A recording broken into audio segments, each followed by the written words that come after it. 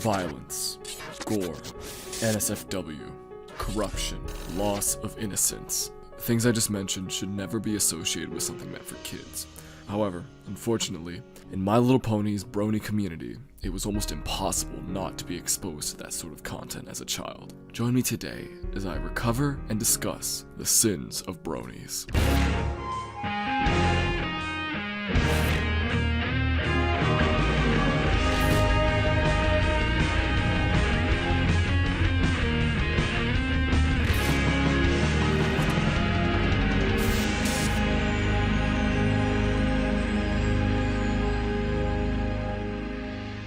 Many people may be completely confused by this. Why would a My Little Pony TV show attract such awful things? To understand this, we need to take a look at the Brony community and where it came from. 4chan. 4chan is an anonymous message board that launched in 2003. Initially, it focused on being an anime discussion forum. However, it branched out quite a lot. The website had very loose rules, and pretty much anything went. This, alongside the fact that all posts were anonymous, garnered it a very specific sort of user base. Initially, it was just like weeaboos and anime fans who didn't really have many other places to discuss their interests. However, as the website grew, more and more people joined, simply because they could say whatever the hell they wanted.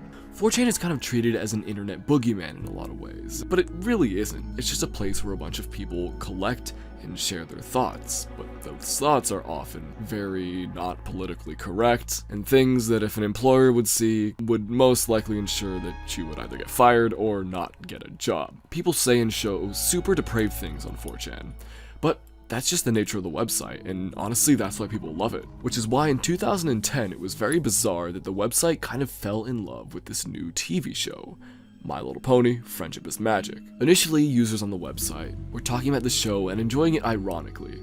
Kind of like, haha, look at us, we're watching a silly little kids TV show about ponies. However, after a while, people ended up kind of falling in love with it, and they coined the term Brony, obviously being a mix-up of bro and pony. My Little Pony and Bronies sort of started to take over the website, which led 4chan administrators to ban My Little Pony from most boards and created the /MLP message board on the website.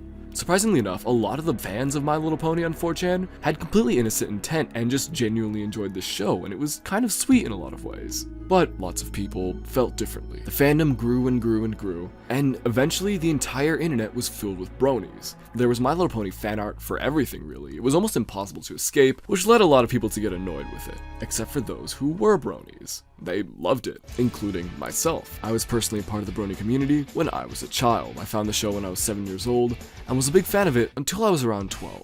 And a lot of people share my story. They were fans of the show, as children are, and so they looked it up on YouTube, and then found this incredible community filled with a bunch of other fans, and amazing animations that looked just like the show, all this art, video games, you name it. It really felt magical to a lot of people. However, unfortunately, things weren't as nice as they seemed initially. There was a lot of My Little Pony content that was incredibly gory and inappropriate.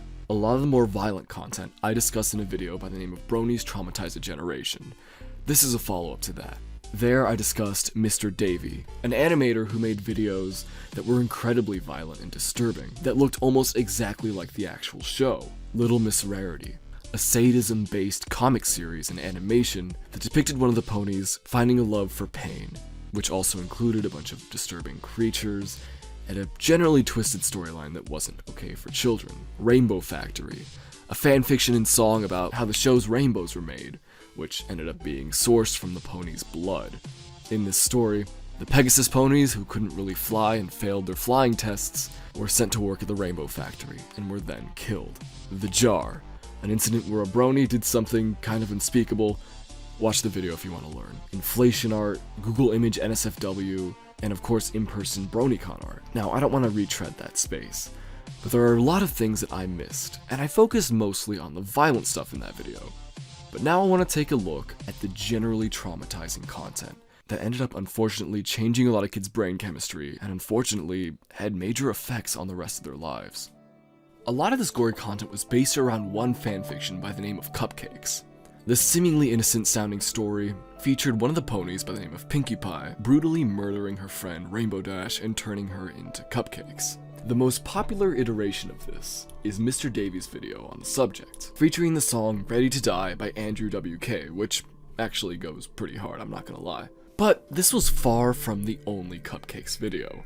There were quite a lot more. There's a video by the name of My Little Pony, Cupcakes Animated, posted by Ocarina Playa in 2011, which is pretty early in the fandom's life. The video features the pony Rainbow Dash being strapped down to an operating table and being cut open by a scalpel, her cutie mark being removed, while she screams in pain. Her friend Pinkie Pie joyfully laughs and jumps through the whole process, while continuing to butcher her friend. She nails her hooves to the table and then removes all of her intestines. At the end, we see a taxidermy Rainbow Dash with her cutie mark removed. This video got over 12 million views at the time of recording. That is a lot, and a lot of those views were indeed from young children. Now, if you read the comments, you're gonna see a lot of people recounting how traumatized they were by this content, and how much it scared them. But again, this was not the only Cupcakes video. Most of these videos do have warnings at the start of the videos, giving viewer discretion, which is something that all of these videos should have, but unfortunately, many do not.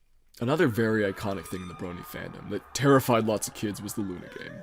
The Luna game was what seemed to just be an innocent little platforming game featuring the character Princess Luna that was posted on the Equestria daily website. After just walking around a bit and platforming, you're met with two possible creepy images and a creepy distorted song in the background. And the thing is, you could not exit this game. The only way you could was to Control-Alt-Delete, which is pretty creepy, I can't lie. Once you went back to your home screen, you'd see that there were a ton of creepy pony pictures all over the game left, and a folder as well titled The End Is Nay, which sounds kinda goofy, but it genuinely scared a lot of people. Many thought that it was a computer virus, but after doing computer virus scans, it turns out it was just a joke. Brutally mean one, but still a joke nonetheless. Each of them were more scary than the last, and the graphics were of a higher quality. The jump scares were scarier, all that stuff. Luna game was unknowingly seen by a lot of kids who got very freaked out by it, myself included. The fact that it froze your computer and added all these different files to your desktop really adds to the scariness of it, in my opinion. The concept of not being able to control your computer when seeing something terrifying is honestly kind of scary and is a good form of digital horror. It definitely wasn't the worst thing in the fandom, but it's something that people mentioned in my last video that they wanted me to cover, so here it is. And now it's time for a quick word from today's sponsor, Magic Spoon. So growing up, I was always a huge fan of breakfast cereal, but the only problem is that I wasn't often allowed to eat it. It was really more just reserved to be a treat. So that's why I was really excited when Magic Spoon reached out to sponsor this video. So if you don't know, Magic Spoon is a cereal brand that actually prioritizes being a more wholesome option as opposed to the sugary childhood memories that we remember. Magic Spoon, despite looking just like our old childhood memory cereal, has literally 0 grams of sugar, 4 net carbs, and over 13 grams of protein, which honestly, I personally really appreciate. You gotta get those gains in with your breakfast cereal, right? There's a whole bunch of flavors for you to choose from. My personal favorite here is the fruity one. I'm gonna take a taste just on camera to prove that this is the cereal of my choosing. Obviously, look, you gotta have cereal first and then the milk because we are a civilized people.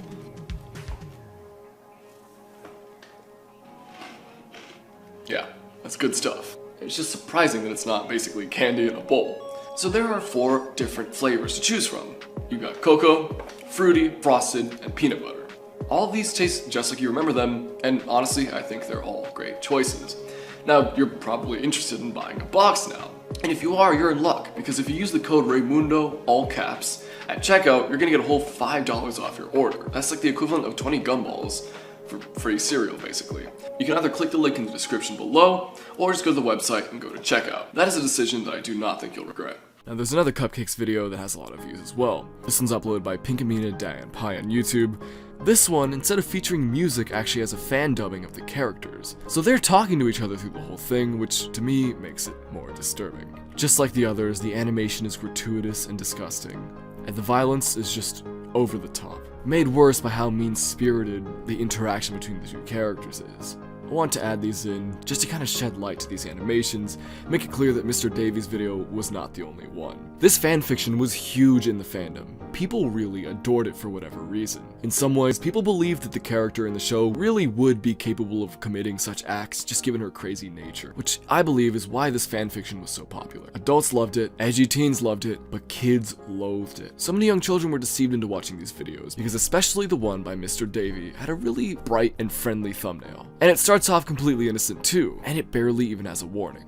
But but I'll get to that later. Another thing that was very prominent in the My Little Pony fandom was shipping. For those who don't know, that is the act of having two characters and writing stories, or simply imagining in your head that they are in a relationship together, hence the term shipping. Shipping is kind of controversial within fandom. I personally don't really care about it, but a lot of people do it, and every fandom has shipping in it. So, of course, a lot of the ponies were shipped together, which led to videos and art of exactly that. On YouTube, it was incredibly easy to find ponies making out, and usually they animated the saliva and made it more detailed than it really needed to be. In my opinion, some of these border on softcore pornography and are just weird to watch. I want to be clear that I don't think this content shouldn't exist or anything. People should be able to make whatever they want. But when it comes to making videos about a children's show on a platform like YouTube that is infested with children, without any warning that the content's going to be inappropriate, I feel like it's kind of irresponsible of the people making these videos. A lot of the videos were made either in the actual My Little Pony art style, or alternatively using Source Filmmaker. Source Filmmaker is essentially an animation program that you can use that uses the Source engine. You're probably familiar with some Source games such as Team Fortress 2, Portal, or Half-Life, and you've more than likely seen Source film animations. People created My Little Pony models, and the rest was history. There were so many animations using these models, since doing 3D animation with Source was way easier than doing 2D animation by hand. But since it was easy to make, that led there to be a lot of really inappropriate content using these models and these characters. I remember accidentally stumbling upon a bunch of videos of ponies making out and getting all sensual with these models. The animation was often jagged and unprofessional, making the videos have a generally uncomfortable and kind of creepy aura in a sense, at least to a little me. Which, if you couldn't tell already, the Brony fandom had a lot of really sexual themes to it. I don't know what it is, but to me it seems like whenever there are grown men in a fandom, they can't seem to be able to just like female characters that has to be sexual in some sort of way. Obviously not every grown man in any sense, but this is something I've seen in a lot of fandoms that, especially with cartoons that feature female characters. A lot of dudes can't seem to just like a character for what they are, which leads me to one channel that if you grew up with the My Little Pony fandom, you may be familiar with. Tiara Y. Tiara Y's first upload on the channel, as of 2023, is a video by the name of Cupcakes MLP, which is another iteration of the Cupcakes creepypasta, obviously. However, this one is set to the song This Is Halloween, from the movie The Nightmare Before Christmas. This is Tiara Y's first public animation, so the animation is more beginner level. However, that doesn't make it any less terrifying. Pinkie Pie poisons Rainbow Dash, and then we see her locked up on the operating table just like all these other iterations. Pinkie Pie enters wearing the face of a character from the show by the name of Gilda, who treated Pinkie Pie awfully. In these creepypastas, it was often depicted that Pinkie Pie killed her, and essentially got revenge. Eventually, like in everything else, she grabs a scalpel, removes the cutie mark, and we see the bloody corpse of Gilda in the background. There we go. Rainbow Dash's wings are hacked off, she's injected and then knocked out, and then unlike in the other ones, instead of her limbs being surgically removed and her gut being ripped open, instead she's set up to a machine that just pulls all her limbs off like she's a Lego figure or something. To a lot of people, this completely changed their viewpoint of the characters in the show. They couldn't enjoy Pinkie Pie in the way that they once did after seeing all of this content, and how disturbing it was. And honestly, the Nightmare Before Christmas song really adds to the horror factor of this video. So right away, Tiara Y starts with a bang. Believe me, this was just the start. As we continue to take a look at Tiara Y's channel, we'll see their first video that starts to delve into the NSFW territory. This one being Twilight Sparkle's special message for all her friends. The audio is actually of Tara Strong, Twilight Sparkle's voice actress, but not actually from My Little Pony. Instead, it's from a video game by the name of Lollipop Chainsaw, who is voiced by Tara Strong. The audio is suggestive in nature, and the way that it's animated implies exactly what you think it implies. The character in the video says, "Welcome to my bedroom. Don't think that me letting you in here is an invitation for any funny stuff. I mean, I don't have a problem with funny stuff." She then pulls out a ball gag and a nail. The implication is obvious, and I don't want to describe it. This video has 9.1 million views, and was recommended to so many people. I personally remember as a kid getting this video in my recommended all the time, seeing it and then not understanding it, seeing it again and still not understanding it, and so on and so forth. I really didn't get it until watching this video again today. I was an innocent young child, what can I say? As Tiara Y made more and more animations, the animation style got closer and closer to the actual show. Now there's another video by the name of Flutters Gets Beeped in the Maze. This is a parody of an episode in which the ponies are all kind of like mind controlled by an enemy by the name of Discord. The video features techno music with Fluttershy saying beep over and over again and bouncing up and down. As the video goes on, she starts to bounce up and down faster, and the animation gets more sporadic, until this happens.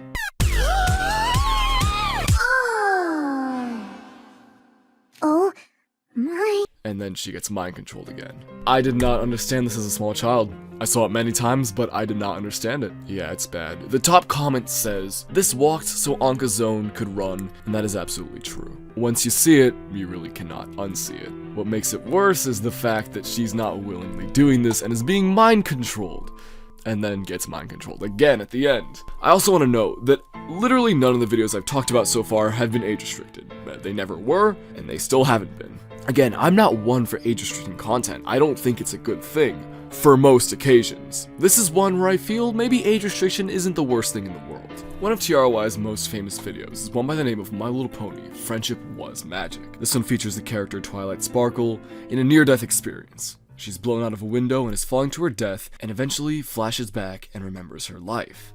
At the last second though, she is saved. This whole video is a reference to the show Cowboy Bebop, and was another that was just really hot in the YouTube algorithm. However, I don't really have much to say about it.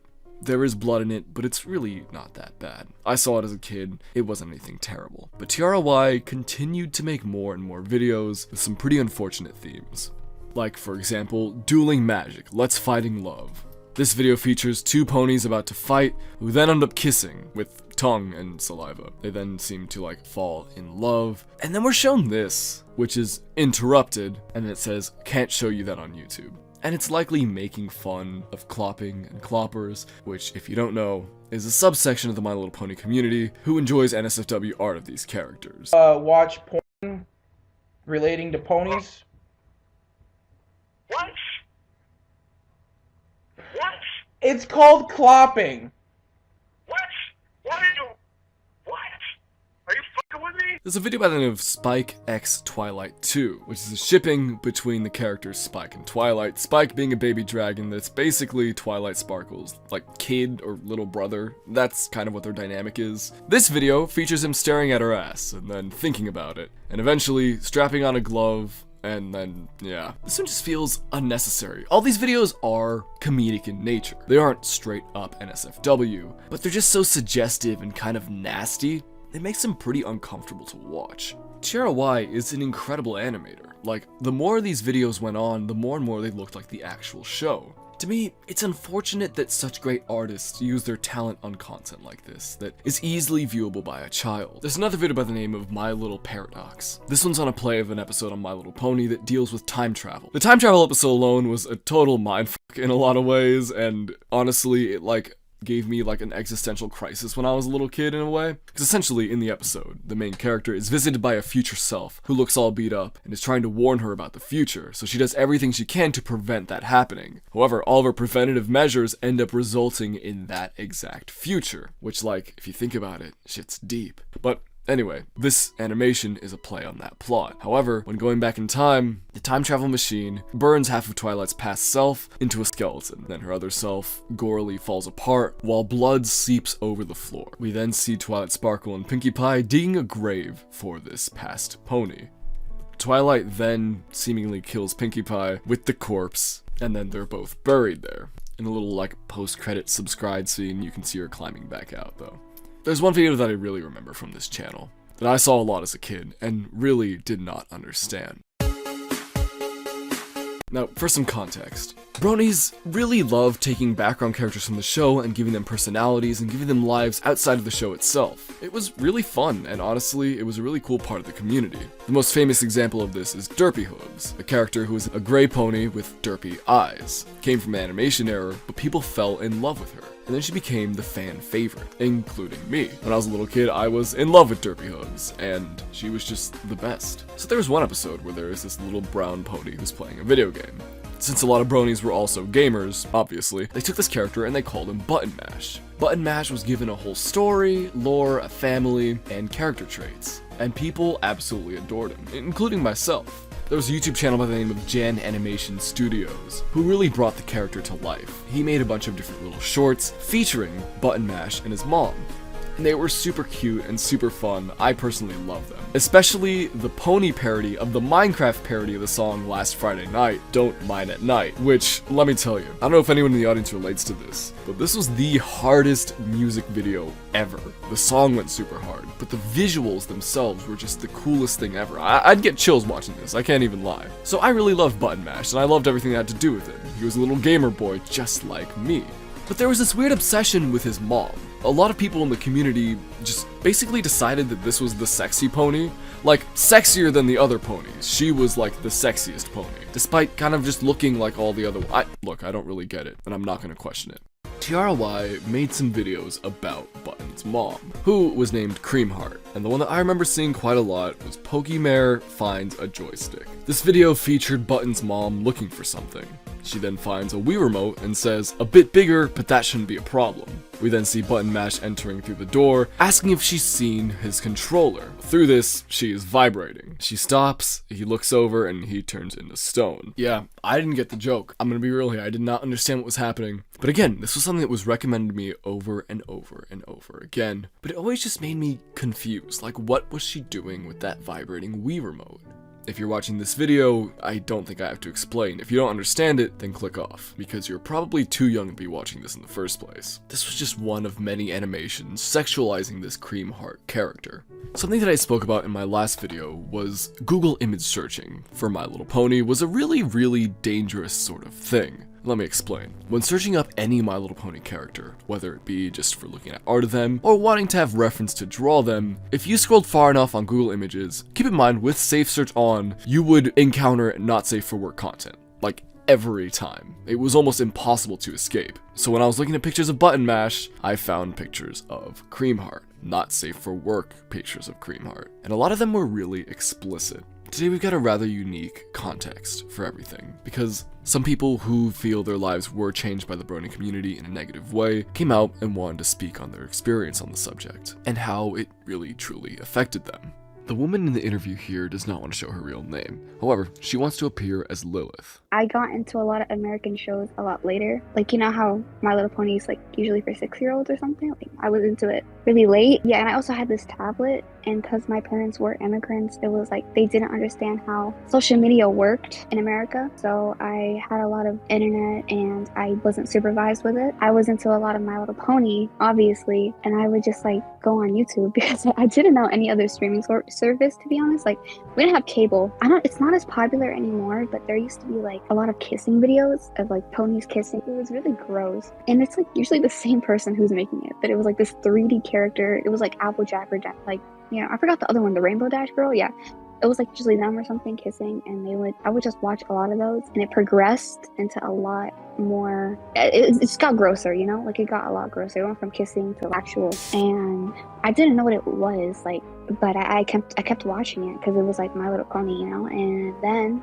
what happened with that is that it ended up like physically and mentally changing the way my body and mind worked. Like I lost a lot of, I don't know how to word it, I lost a lot of abilities. But I'm not interested in like ponies or horses or animals like that. But it just changed how my body worked, or how it was supposed to work. And I don't want to go into too much detail about it, but you know, it could have been a lot differently for me if I just didn't watch those videos. And mentally, like, it became like an addiction, and it wasn't just ponies anymore. It was just like everything I could watch, you know. It was like a really bad porn addiction, and it was like in 6th grade. Like, I was young as hell, and I was not too educated on it. I still don't completely understand why people do it, but that led me to a lot more worse websites. And yeah, I started actively seeking it out. Like, I would purposely go search it up, and I would go on. It wasn't just YouTube anymore. It was like websites that specifically would upload these type of videos. And it wasn't just like pony videos, like everything you could watch, you know. I don't want to go into too much detail about this either, but I did end up going to a hospital for a couple months because of how bad my mental health was. And I'm not saying that it was the cause of why I was in there, but it definitely had like an impact on me. And what's crazy is, at the time, I didn't know how to write English because I was like new to America, but these videos would just still pop up. Like, I would try my best to spell pony. I didn't know it. But after that, like, the videos started declining. Like, people weren't watching those videos as much. And then it was like gore. Like, people would post gore of it. And actually, one of my friends showed me it, and I ended up watching a lot of that too. Yeah, my friend was addicted to it too. She was addicted to gore, and she showed me it. But I kind of mostly went towards like the porn But I also would watch a lot of the gore too. Yeah, that ended up being really bad for me too because I had a lot of nightmares and it just affected me really badly, especially mentally. It kind of left me a lot more protective of my little sister. I don't let her on Discord. I don't let her on any social media that could. I think that's good. She wasn't the only one who came out and shared her experience. This man here goes by Cuslim, and he also shared his story. Just like Lilith, I was also an immigrant. I came over to America in 2016, and with my parents, we didn't have so much knowledge on American type stuff. And I grew up with YouTube over time, and with that time going on, I don't know how, but I stumbled upon gory stuff, usually on YouTube, and it clung on to my childhood growing up. And I don't know what I don't know what clicked in, but I seen it so frequently. I thought it was normal, especially with My Little Pony. I never even started actually seeing the show at first, and I was disgusted. But it would pop up so frequently, I thought, oh, maybe this is the show itself. And I started searching it up myself even, and I saw it was the complete opposite. So I was confused, but I don't know what happened. I never questioned it. For some reason, My Little Pony was included in that, and they did scar me for I think months on end since I seen them. I never had anybody to talk to about them. I couldn't just go to anybody and be like, "Oh, have you guys ever seen these little ponies on YouTube, whatever, fighting and they beheading each other and stuff like that?" I wouldn't seem like a normal kid. So to seem normal, I always kept it to myself. But I knew myself, it was destroying me. I couldn't sleep at night sometimes because of the things that I would consume on YouTube. I've consumed so much gore media. I don't know what it was, but as traumatizing as it was, I couldn't feel myself able to get away from it. I've always consumed and even went out of my way to go find these. It was sick-minded. I probably shouldn't have done it, but I didn't know any better. But I ended up doing it because I simply just couldn't get away from it. I've seen what it actually was compared to the things I've seen first about it. I did actually even start watching the show because I did like it. But then I started questioning, but if this is what the show is, why do people do gory stuff with it or fetishize it sexually? Even from now watching your video with the thing, I remember a huge majority of those things. I remember seeing those. It truly is deeply, deeply saddening and unfortunate to see the effects that this type of content had on children. Children who really didn't know any better and just wanted to see stuff about their favorite pony show. This video is made for people who went through something like that. I want to give people a sense of closure. The response to the Bronies Traumatized Generation video was incredible. Hearing everyone's stories and feedback, and the things that they saw and the things that traumatized them really opened my eyes to how much deeper this all went. Initially, I thought, like many things, that the effects of seeing this content was bad, but not as bad as it really ended up being. Just want to warn you now that we're going to be discussing the real world effects on the brain that ingesting NSFW content, especially as a child, can have on you. A National Institute of Justice study from 2016 claims that exposure to violence at a young age has long-lasting effects on the brain. Exposure to violence can harm a child's emotional, psychological, and allegedly even physical development. Now, obviously, not all violence is the same. Seeing gory pony videos and actual shock snuff videos on the internet are two very different things, but it should still be noted. Lots of children who are exposed to these kind of things at a young age are likely to have more difficulty in school or even cope with their trauma with things like drugs and alcohol. Something that's debatably even worse is the effects of porn to a young child. Now, in the internet age, so many little kids are exposed to really, really not safe for work content, especially during the Brony era when it was almost impossible to escape. A study from the Australian government claims that pornography really bends and shapes the way that young people view sex and sexuality in a whole lot of different ways. Some effects can be more minor, like a sense of feeling like one's body is not good enough, since the depictions in NSFW content online are all very fake and a lot unachievable in real life. But it also leads to much worse things. Exposure to lots of porn can and will influence a young person's interpretation about sex and how it should be. It could lead them to also become hypersexual, which is something that happened to quite a lot of the people who are in the Brony community as kids. It kind of heavily encourages unsafe sex, and the thing about porn is that it kind of trains your brain in a lot of ways. Before everyone in the comments starts complaining, I just want to be clear that I don't think like porn shouldn't exist or something like that, but I do think that children should not be watching it. And I think that's something that we should all agree with. Whether or not you did as a kid should be irrelevant. Just because you did doesn't mean everyone else should. A lot of boys who grew up on porn tended to view women in ways that aren't exactly the best. A lot of the interpretation kind of sees women as sex objects, because that's kind of how their brain is linked to see people. Porn in a lot of ways is like a carrot on a stick. People are constantly chasing that high. You know, people start off seeing just plain nudity, and that was the most incredible thing. But for a lot of people, that thrill can only last so long. They move on to bigger and more stimulating things, which often leads to more hardcore stuff, which turns into violence and non-consensual things, and unfortunately leads some to seek out younger looking models as well. But that's a discussion for a different video. My point is, it should be clear to you all now that exposing children to NSFW content is not okay, under any circumstances. And it was a cardinal sin that Bronies committed over and over and over again. And the thing is too, it was only really the bad eggs. There were so many nice and kind and genuine people in the Brony community. So many wonderful souls that found a place in this wholesome kids show and wanted to celebrate it. And those people did nothing wrong. When I refer to Bronies, I am in no way referring to them. I am only referring to the people who offended in these ways. But the wider Brony community was innocent. And if I'm being completely honest, I'm glad that I was a part of it. I made so many great memories at the Brony cons. I was able to watch the show with my friends and play with the figures and have that enjoyment and that excitement with thousands of people on the internet. It was a really special thing, and you don't really see that with a lot of things. But some people just had to ruin it. It'd be one thing if this content existed, but it wasn't as widespread as it is. But no, it's very, very, very widespread. And honestly, a lot of this has to do with the YouTube algorithm, especially how it was back in like 2012 to 2015. So many of these really disturbing My Little Pony animations were heavily pushed to kids who were just watching clips of the actual TV show. Simply because the titles had My Little Pony included, they weren't age restricted, so children were outright shown that stuff. Obviously, this is not the child's fault. However, it is the fault of the parent, but only to a certain extent. If you look at all these videos, their thumbnails and titles are completely innocent. They just look like clips of My Little Pony. It's really easy to just be like, oh, it's completely the parent's fault, the Bronies did nothing wrong. However, let's take a look at that argument more. Let's say you're a parent in like 2014, 2013. You are monitoring what your kid watches. You go through their search history, you ask them about what they see, and you're trying to stay on top of things, but you don't really understand how YouTube works that much, but you're trying your best. So you go through their search history, you try to see what they're watching.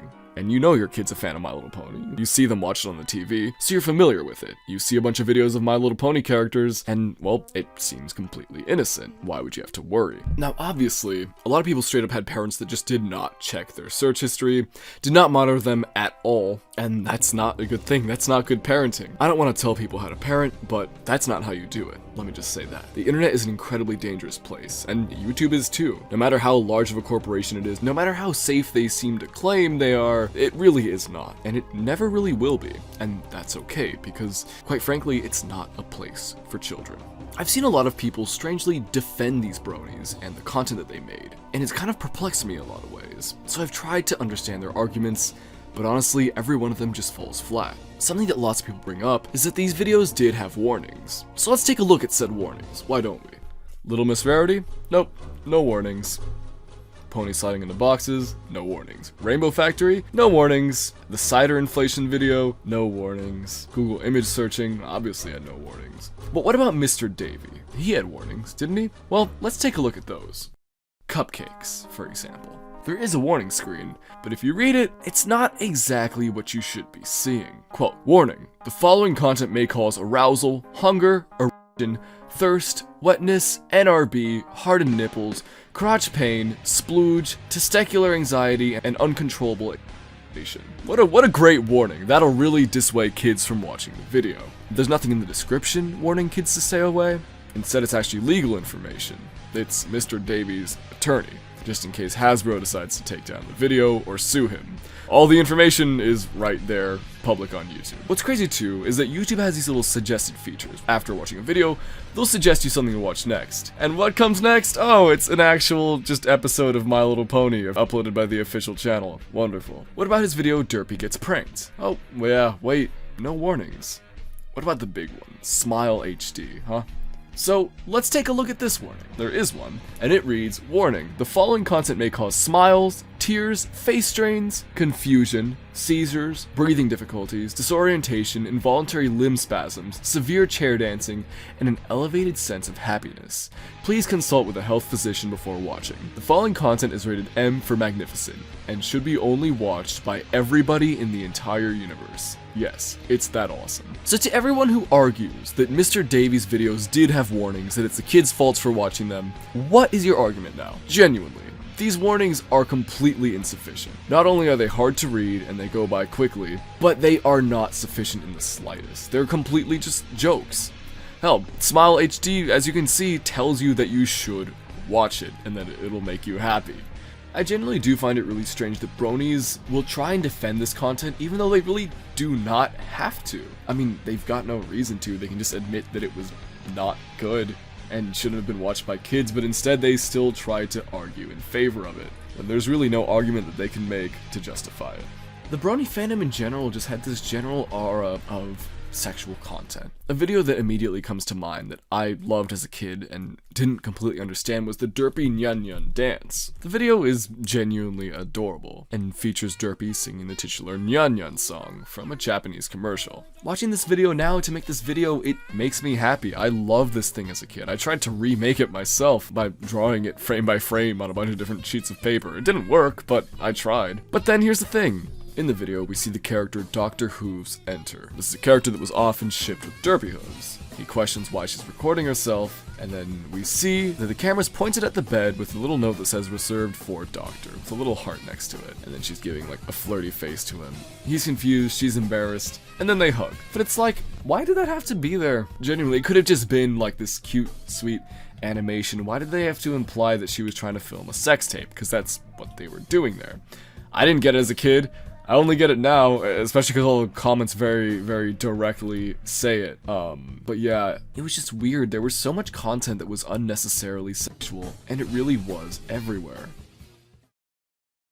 My Little Pony unfortunately had a lot of really, really disturbing fanfictions. There was one really, really awful and depraved one by the name of the Sweet Apple Massacre. Sweet Apple Massacre is a grimdark fanfiction about the character Big Macintosh, who is a very well-mannered and kind character in the show. In this story, he brutally tortures, and I really don't want to describe it much because it's a really, really disgusting and awful story. It's purely just shock and genuinely disgusting. I avoided it as a kid because I'd heard awful things about it, so I just didn't even want to hear it. But for this video, I had to listen to a recording of it, and it made me lose my appetite, I'll say that. It's genuinely so disgusting and so depraved in every way, and just encapsulated the worst parts of the My Little Pony community. Not only was it violent, but it was also pedophilic, among really just all the worst things in the world. Do not research this. I'm warning you now. It's not worth it. Just take my word on it. It's disgusting. It's awful. It really isn't worth it.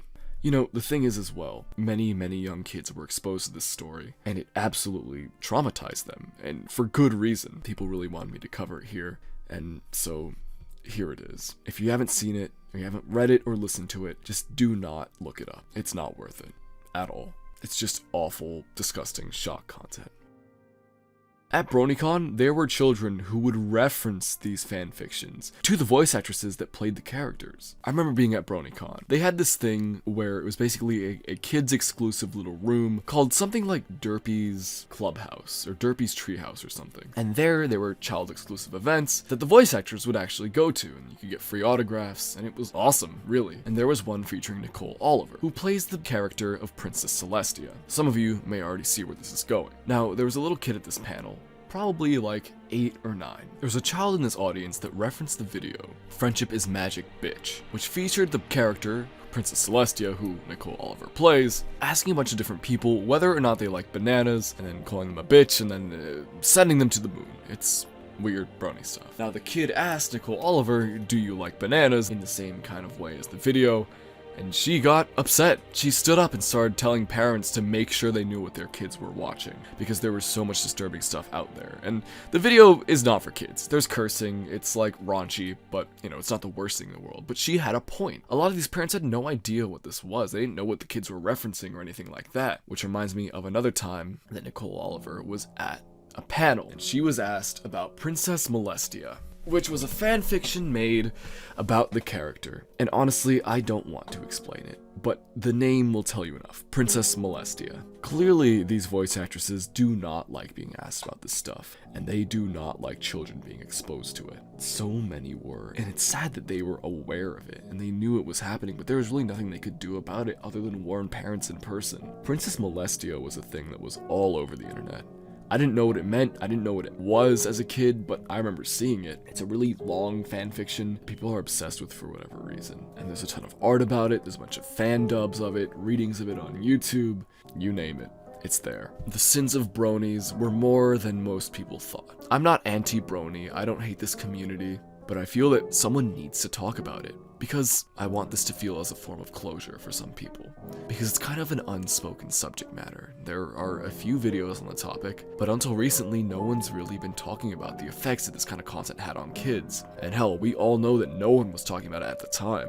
I feel like most people who were doing the kind of content weren't aware of the effects that it would have on kids. At least that's what's gonna help me sleep at night. Because if they were, and they knew what they were doing, that just makes it so much worse. So to everyone who was traumatized by this content, I am so sorry. And I hope that this kind of helped bring you some closure. If you are in therapy, talk to your therapist about this kind of stuff and how it may have had an effect on you. They can help way more than I could ever. There is kind of a support group now. People are talking about it and realizing what happened. Hell, even bronies who were there at the time are realizing how messed up everything was. And I think that's a good thing. The more discussion, the better. But yeah, the internet is not a safe place.